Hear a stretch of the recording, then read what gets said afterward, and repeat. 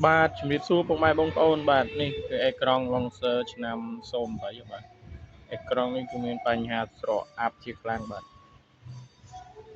នេះស្អាប់ទាំងក្រៅទាំងក្នុងតែម្ដងបាទមើលលេខចង់ឃើញហើយបាទឥឡូវនេះខាងខ្ញុំបាទកំពុងតែរៀបចំជួសជុលឲ្យស្អាតឡើងវិញបាទ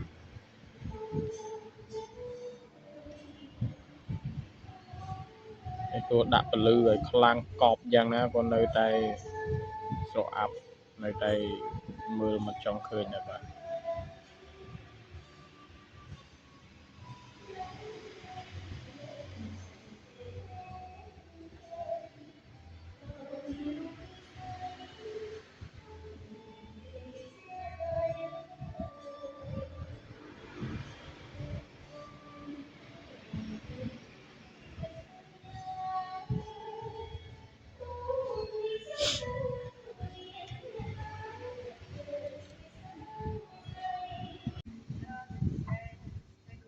បាទឥឡូវនេះអេក្រង់ Lonser ជួសជុលរួចរាល់ហើយបាទថាលេងស្អាតទៀតហើយស្អាតច្បាស់ស្អាតល្អមែនតើបាទ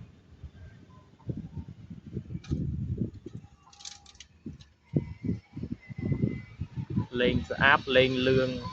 លេងអីទាំងអស់តែម្ដងចេញរូបច្បាស់ស្អាតល្អបាទ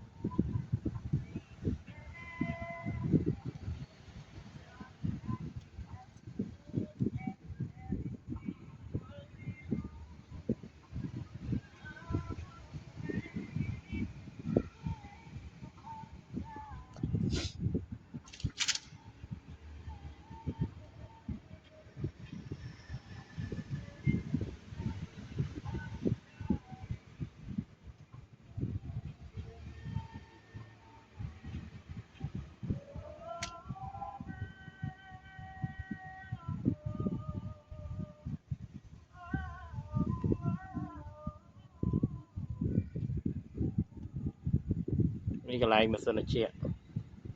កន្លែងម៉ាស៊ីនត្រជាក់ដោយសារលោនៅក្រៅឡានចេះគឺវាមិនអាចបញ្ជាបានទេគឺវាចេញអញ្ចឹងណាបាទ